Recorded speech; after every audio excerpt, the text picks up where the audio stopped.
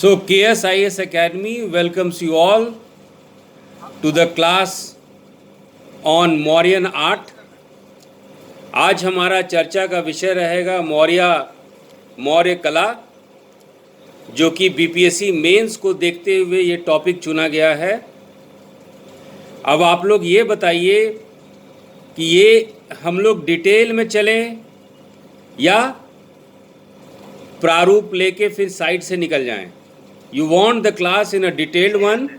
Sorry, okay, आप लोग सब कोई डिटेल में मांग रहे हैं, तो हम लोग जो है चलिए क्लास को हम लोग डिटेल में चालू करते हैं। तो आज का क्लास जो रहेगा, आज हम लोग इंट्रोडक्शन देखेंगे।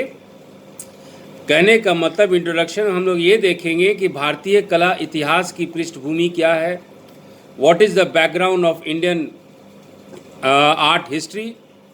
फिर उसमें हम लोग सिंधु घाटी सभ्यता से वैदिक सभ्यता, वैदिक सभ्यता से मौर्य चलेंगे, मौर्य की कुछ विशेषताएं को हम लोग देखेंगे, फिर ये क्लास एंड हो जाएगा। फिर दूसरा पार्ट जो है हम लोग दूसरा लेक्चर होगा, उस पर हम लोग मौर्यन आर्ट को डिटेल में देखेंगे, डिटेल में चर्चा करेंगे। और तीसरा इसका कंक्लूडिंग पार्ट होगा, जो हम लोग देखना चाहेंगे कि मौर्य के बाद मौर्योत्तर काल में, पोस्ट मौर्यन पीरियड में, जैसे शुंग में, सातवाहन में क्या क्या तब्दीली, क्या क्या परिवर्तन, क्या क्या चेंजेस आया। So with this students we start our class on Indian history, Indian art history. हम लोग भारतीय कला इतिहास की पृष्ठभूमि देखते हैं। और भारतीय कला इतिहास की पृष्ठभूमि हम लोग यदि जब कला की बात करते हैं, जब हम लोग हिस्ट्री की बात करते हैं, इंडियन आर्ट हिस्ट्री की बात करते हैं, तो हालांकि पाषाण काल से चलना चाहिए, लेकिन हम लोग स्टार्ट करेंगे सिंधु घाटी सभ्यता से। सिंधु घाटी सभ्यता का अवशेष मिला। We came to know about Indus valley civilization in 1922-23, और उसके अवशेष के आधार पर हम लोग ये जान पाएँ कि ये जो भारतीय सभ्यता थी, ये 5000 पुरानी सभ्यता थी। Means on the basis of the remains of Indus Valley civilization, we came to the conclusion that Indian civilization is about 5000 years old. अब हम लोग 5000 वर्षों की क्यों बात कर रहे हैं? 5000 वर्ष की इसलिए बात कर रहे हैं क्योंकि जो कला होता है, जो आर्ट होता है, it is a reflection of the society. ये समाज का प्रतिबिंब होता है। कला आपके समाज का प्रतिबिंब है। अब हम लोग यदि देखा जाए तो architecturally and sculpturally Indus valley civilization is one of the oldest centres of the world. यदि हम लोग पूरे विश्व को आधार मानते हैं, तब भारतीय सिंधु घाटी सभ्यता का जो स्थापत्य था, सिंधु घाटी सभ्यता की जो मूर्ति कला थी, ये एक महत्वपूर्ण कला केंद्र के रूप में भी ये उभरा है। और एक इतिहासकार हैं जिनका नाम है A.K. कुमारास्वामी। A.K. कुमारास्वामी ये कहते हैं कि हम लोग यदि सदी की बात करें, हम लोग यदि सहस्त्राब्दी की बात करें, तो भारत जो है ऐसी सभ्यता का अभिन्न भाग है जो कि भूमध्य सागर से चालू होता है और गंगा घाटी तक विस्तारित था। मीन्स यदि भारतीय कला को, भारतीय स्थापत्य कला को, भारतीय मूर्ति कला को, यहाँ तक कि पेंटिंग को भी देखेंगे, तो जो इतिहासकार A.K. कुमारास्वामी हैं, वो सही कह गए कि भारत उस भौगोलिक क्षेत्र का अभिन्न भाग है जिसकी संस्कृति भूमध्य सागर से लेके गंगा घाटी तक विस्तारित थी। Means A.K. Kumaraswamy very specifically comments that India in centuries and perhaps millennium BC, India was an integral part of ancient East that extended from the Mediterranean to the Ganges Valley. और हम लोग आप देखिए कि ये प्राचीन सभ्यता में ये प्राचीन सभ्यता की जब हम लोग बात करते हैं तो एक जो है साझा संस्कृति आपको मिलता है, और ये साझा संस्कृति जो आपको मिलता है, आप पाषाण युग तक, पाषाण युग से यदि चालू करेंगे तो कम से कम प्राचीन भारत में आपको एक साझा संस्कृति मिलेगी, भूमध्य सागर से लेके गंगा की घाटी तक, आपके जहाँ की वैदिक लोगों का विस्तार हुआ था। अब देखा जाए कि सिंधु घाटी सभ्यता के लोग, देखा जाए तो सिंधु घाटी सभ्यता के लोग अपनी कला की उत्कृष्टता को ना ही सिर्फ मिट्टी के सामग्री में व्यक्त किए, बल्कि उनकी कला की उत्कृष्टता आपको चूना सामग्री में मिलेगा, आपको कांस्य में भी ये मिलेगा। और सिंधु घाटी सभ्यता की छवि, मूर्ति कला, आर्टिस्टिक फीचर्स, आर्टिस्टिक स्पेसिमेंस आपको हड़प्पा में मिला है, मोहनजोदड़ो में मिला है, छानूधारो में मिला है, बालूचिस्तान में मिला है, और बहुत सारे अन्य जगह पे भी मिला है। Means the Indus valley people, they showed their excellence of art and they excelled not only in terracotta but also in limestone and bronze.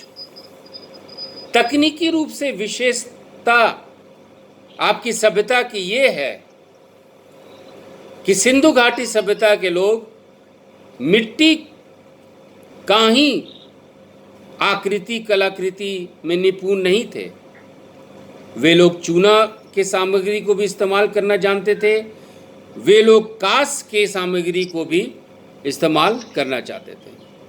और हम लोग देखे हैं कि सिंधु घाटी के कलाकार आपके गृह निर्माण में निपुण थे, पत्थर और मिट्टी की मूर्ति के निर्माण में निपुण थे, कास्टिंग जानते थे वो लोग, सोने और चांदी के गहने बनाते थे, और विभिन्न अर्धकीमती पत्थरों से मोतियों को काटने की कला जानते थे वो लोग। या कह लीजिए कि सिंधु घाटी के कलाकार अपने क्षेत्र में विशेषज्ञ थे। They were experts in their respective field. और कुछ उदाहरण यदि हम लोग बात करें, यदि सिंधु घाटी सभ्यता की हम लोग उदाहरण की बात करें, तो मोहनजोदड़ो में आपको एक बहुत ही पत्थर की मूर्ति, एक उत्कृष्ट मूर्ति कला का एक टुकड़ा मिला होगा, जिसके बारे में हम लोग बहुत अच्छी तरह से जानते हैं। एक आवक्ष प्रतिमा, एक मेल बस्ट जिसको हम लोग कहते हैं, जिनके पास, जिस मूर्ति पे आप देखे होंगे छोटे छोटे उनके पास दाढ़ी थी, मूछें थी, और इस तरह का डिस्क्रिप्शन याद रखिएगा। मेंस में जो है शब्द को आप सही रूप से वर्णित कीजिएगा। तो जो मेल बस्ट स्टैचू आपको मोहनजोदड़ो से मिला है, जो आवक्ष प्रतिमा आपको मोहनजोदड़ो से मिला है, it is a very impressive piece and it is suggestive of symbolic expression। जो आपको आवक्ष प्रतिमा मोहनजोदड़ो से मिला है, वो अपने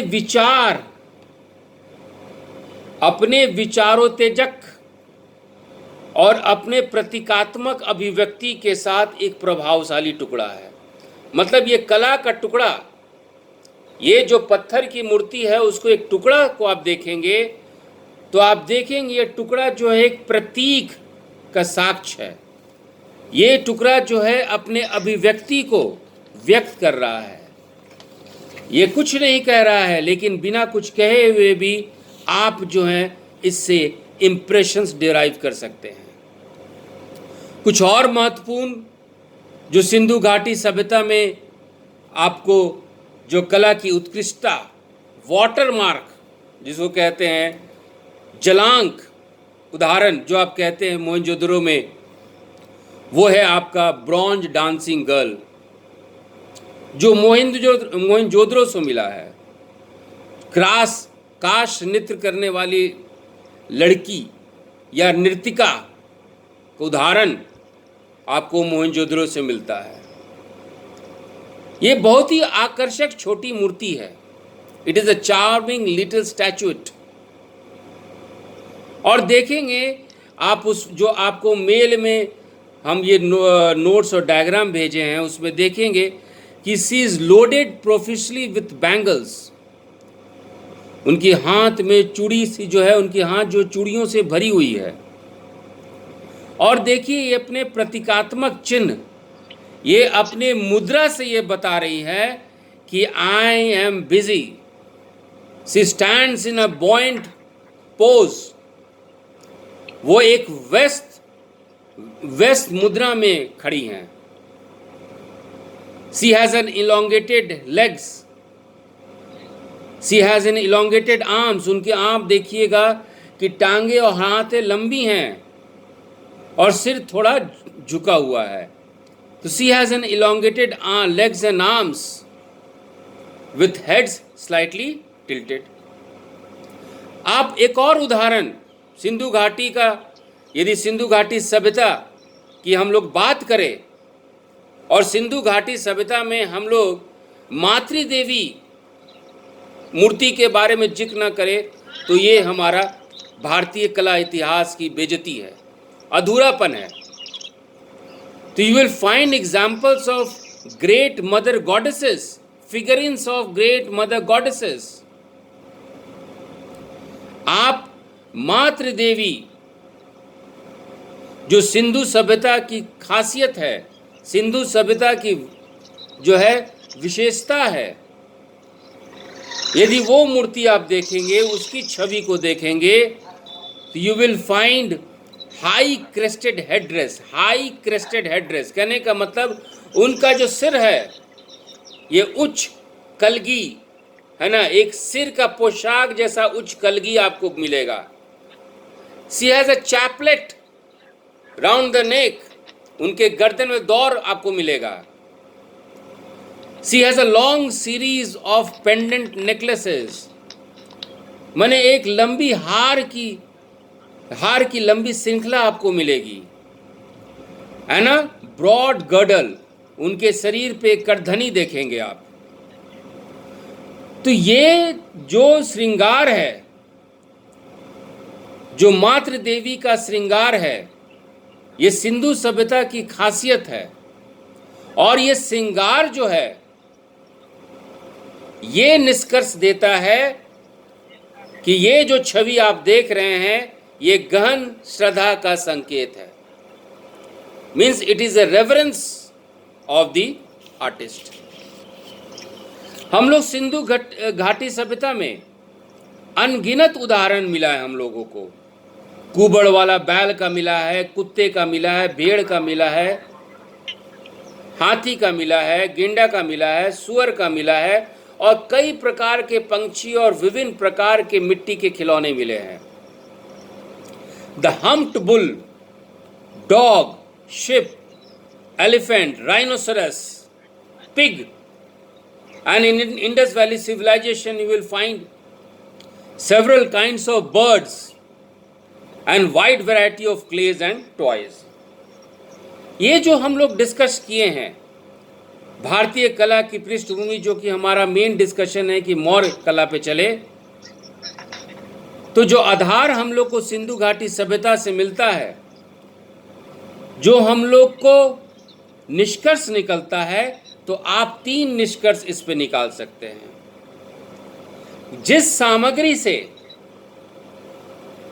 कला आकृति बनी है, ये सामग्री साबित करने के लिए पर्याप्त है कि सिंधु घाटी सभ्यता के कलाकार जो थे एक सचेत प्रयास किए और वो अपने जीवन के हर एक पहलू को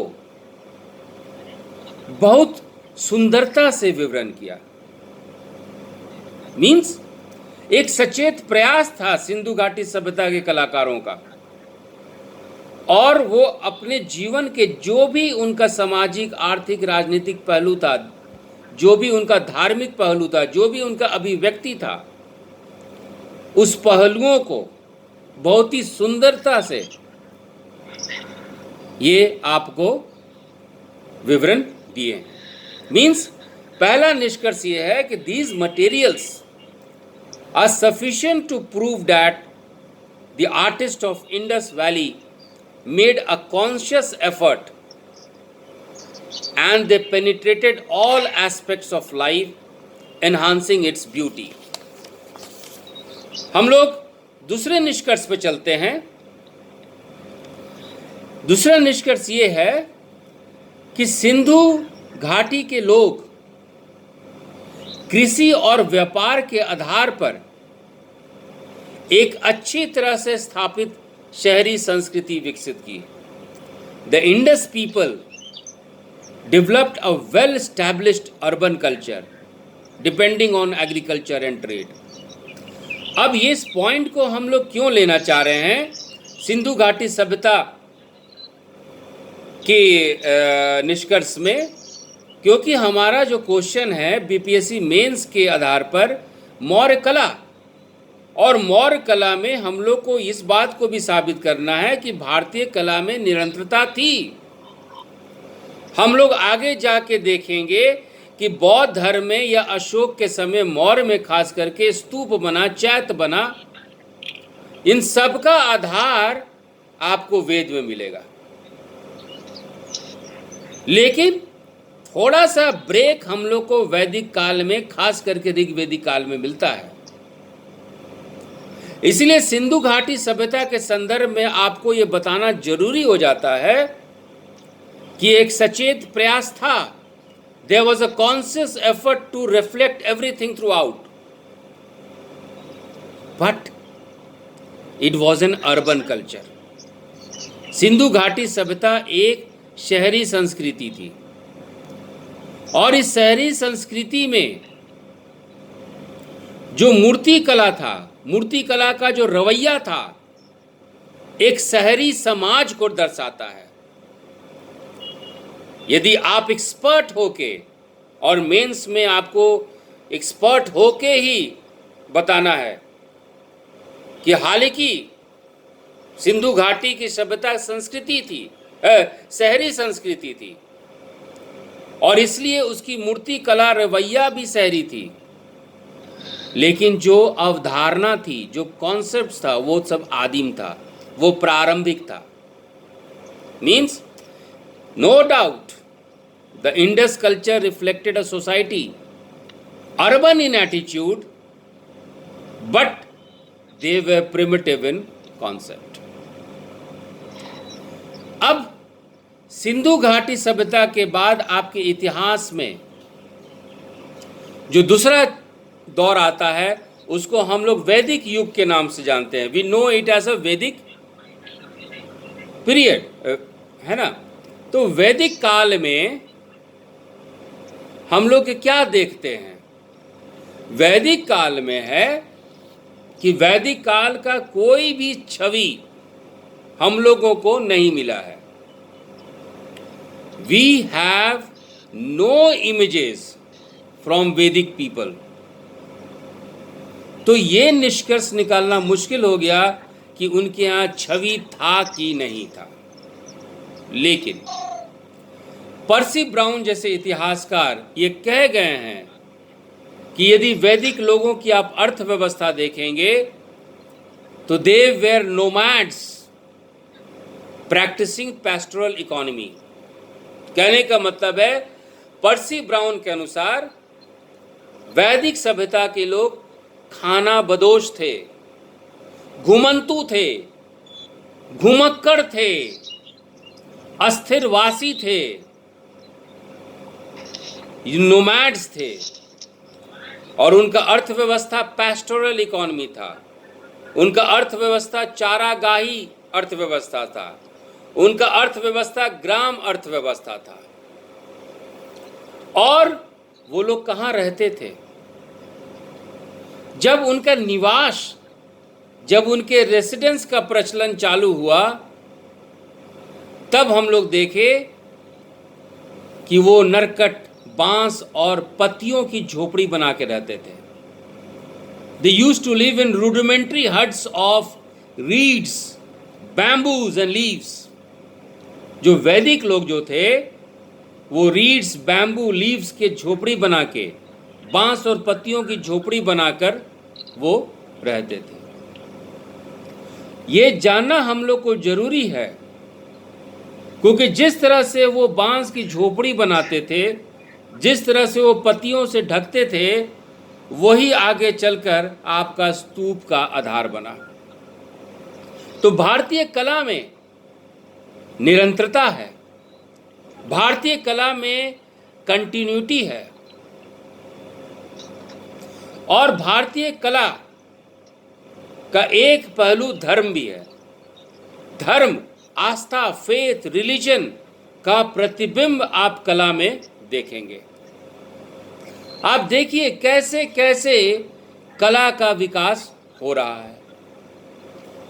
यदि हम लोग ऋग्वेद के देवता की बात करें, तो ऋग्वेद के देवता जो हैं, आप उनको 3 भाग में बांट सकते हैं। जो पहला भाग है उसको हम लोग द्यास्थान कहते हैं। द्यास्थान, द्यास्थान का मतलब होता है सेलेस्टियल गॉड्स। इसका मतलब होता है आकाशीय देवता, इसका मतलब होता है दिव्य। और दूसरा जो वर्गीकरण है ऋग्वेद में भगवानों का, वो है अंतरिक्ष स्थान। अंतरिक्ष स्थान मतलब वो देवता जो मध्यवर्ती हैं, वो देवता जो इंटरमीडिएट हैं, वो देवता जो वायुमंडलीय हैं, वो देव जो एटमॉस्फेरिक हैं।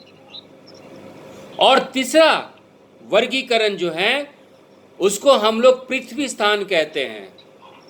मतलब वो देवता जो टेरेस्ट्रियल हैं, वो देवता जो पार्थिव हैं। तो ऋग्वेद में देवताओं को द्यस्थान, अंतरिक्ष स्थान और पृथ्वी स्थान के आधार पर विभाजन किया गया। अब यहां पे एक कॉन्सेप्ट आ जाता है कि ऋग्वेद में हम लोग पूजा उपासना कैसे करते थे। तो ऋग्वेद में पूजा उपासना हम लोग अग्नि में जो है आहुति दे के करते थे। We use to offer oblations to the fire. और अग्नि देवता क्या थे ऋग्वेद में? वो इंटरमीडिएट गॉड थे। वो, उनका स्थान अंतरिक्ष स्थान था। और उनका काम क्या था कि जो भी आप आहुति, जो भी आप कृपा पाने के लिए आप अग्नि में डाल रहे हैं, अग्नि देवता उसको लेके दिव्य स्थान पे, मतलब देवताओं के पास लेके जाते थे। तो जो वैदिक गॉड हुए, जो वैदिक धर्म हुआ, ऋग्वेदिक जो धर्म में देवता थे, ये अवधारणा से निकला हुआ था। It was a conceptual. और जो स्रोत आप ऋग्वेद में देखेंगे कितने स्रोत हैं, तो ये स्रोत की कल्पना पे देवताओं की अवधारणा बनी। और इसी अवधारणा पे आप उस समय का साहित्य देखेंगे, और इसी अवधारणा पे उस समय का आप कला देखेंगे। तो वैदिक ऋग्वेद काल का जो कला था वो कॉन्सेप्चुअल था, वो अवधारणा आधारित था। वो उस समय के सोच को आभासीय रूप से जो है प्रतिबिंब करता था। लेकिन धीरे धीरे हम लोग देखें कि जो वैदिक जो लोग हैं धीरे धीरे स्थायी रूप से एक जगह सेटल कर गए, एक जगह बैठ गए, एक जगह स्थिर हो गए। तो यहाँ पे देवताओं का महत्व और इम्पोर्टेंस में भी परिवर्तन आया। पहले आपके अग्नि आए, फायर गॉड अग्नि देवता, वायु देवता, आदित्य देवता सूर्य भगवान, पृथ्वी देवता, चंद्र माने जो मून चंद्रमा। लेकिन ये जितने भी देवता आप देख रहे हैं अभी, किसी को भी मानवीय रूप नहीं दिया गया था। They did not resemble the human beings. और वेद के से चूंकि इनको मानवीय रूप नहीं दिया गया था, इसीलिए अभी तक हम लोग कहीं भी वैदिक मंदिर या स्थापत्य कला का हम लोग को उदाहरण नहीं मिला है। राइट, समझिए कि हमारे पास चूंकि जो भी देवता का हम लोग पूजन करते थे वो अवधारणा आधारित था, एक स्रोत के आधार पर एक कल्पना की गई थी, और इस स्रोत के आधार पर जो कल्पना की गई थी उस आधार पे हम लोग को कोई भी किसी भी तरीके का हम लोग को ना मंदिर मिला, ना किसी तरह का स्थापत्य कला मिला। और देवताओं में सबसे महत्वपूर्ण आपके इंद्र देवता थे। इंद्र देवता इसलिए महत्वपूर्ण थे, क्या एनी प्रॉब्लम, कोई प्रॉब्लम आ रहा है बच्चों आप लोग को? Any problem students?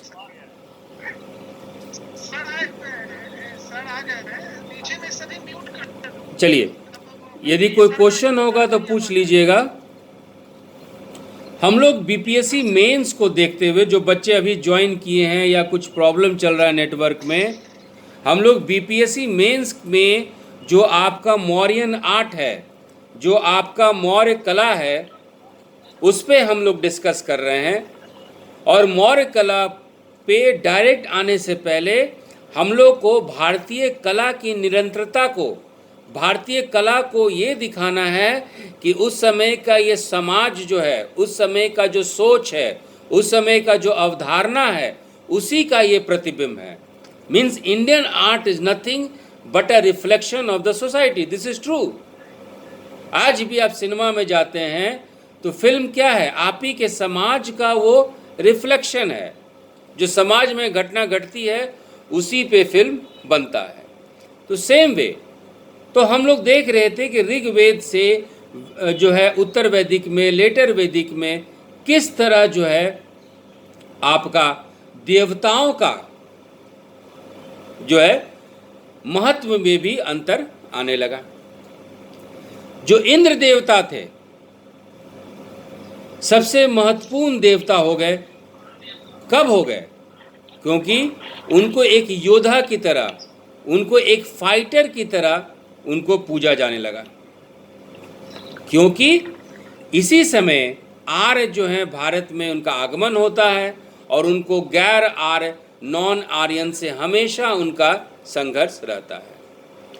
लेकिन एक बार जब ये आर्य लोग स्थापित हो गए, when they started living a sedentary life, जब वे लोग जो एक स्थायी निवास, स्थायी क्षेत्र में रहने लगे, तो उनको क्या चाहिए था कि जो गैर आर्य हैं, जो नॉन आर्यंस हैं, उनके साथ पीसफुल कोएग्जिस्टेंस, उनके साथ शांतिपूर्ण स्थिति चाहिए था। और तब आपके धर्म में विष्णु भगवान का महत्व आ गया, क्योंकि वो संकट मोचक के रूप में आ गए। यानी जो भी ट्रबल करते थे उनको वो डिस्ट्रॉय करने के लिए विष्णु भगवान आ गए। और देखिए यहाँ से अब हम लोग इंद्र भगवान और विष्णु भगवान के बारे में क्यों बात कर रहे हैं। इस तरह का एनालिसिस आप लोग बीपीएससी मेंस में या अपने कॉन्सेप्ट में जरूर रखिएगा कि सर तो मौर्य कला के बारे में बात कर रहे हैं और ये सिंधु घाटी सभ्यता से चालू कर दिए वैदिक में बोले नो छवि, ये देवताओं के बारे में बात करने लगे। What is the logic? तो इसकी लॉजिक ये है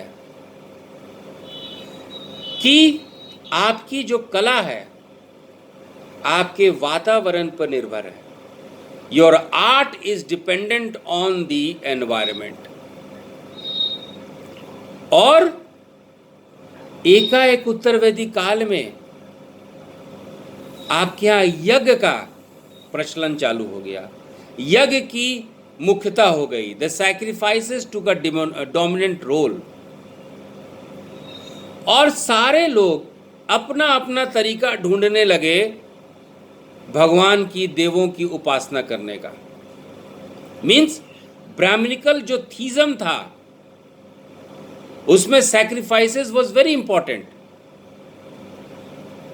लेकिन धीरे धीरे कुछ लोग इससे बिदकने लगे, अलग होने लगे। और फिर आपके यहाँ आया भक्ति मार्ग। और जो भक्ति मार्ग आया कि किस तरह से आप कमिटेड होके, निष्ठापूर्ण होके अपने देव की पूजा करेंगे, वही महत्वपूर्ण है। और जब भक्ति मार्ग, द पाथ ऑफ डिवोशन, ये जब इंपॉर्टेंट होने लगा, जैसे ही इंपॉर्टेंट होने लगा, याद रखिएगा बच्चों, वैदिक युग में हम लोग कभी भी छवि या इमेज या वर्शिप नहीं देखे हैं, किसी गॉड का आइडल वर्शिप। लेकिन उत्तर वैदिक काल में ब्राह्मणवाद था, ब्राह्मणिकल थीजम था। यहाँ पे बहुत ज़्यादा सैक्रिफाइसेस, बहुत ज़्यादा यज्ञ हवन पे जोर दी गई। तो कुछ वर्ग जो हैं अलगाव में आ गए और वो अपना तरीका ढूंढने लगे कैसे हम देवता के पास पहुंच सकेंगे। और जब ऐसी बात आई तो आपके यहाँ भक्ति मार्ग, सनातन धर्म में भक्ति मार्ग खुला। और भक्ति मार्ग जो है काफ़ी, बहुत लोग, आप 62 से भी ज़्यादा आप अलग अलग भिन्न भिन्न 6ठी शताब्दी ईसा पूर्व में आप देखेंगे बहुत सारे धर्म का उदय हुआ। There was rise of many religions. और हर एक शाखा जो है अपना तरीका बताने लगा कैसे वो देवता के पास मोक्ष कैसे उनको मिलेगा। और जब ये तरीका अलग अलग होने लगा, तभी in India it started image making and image worship.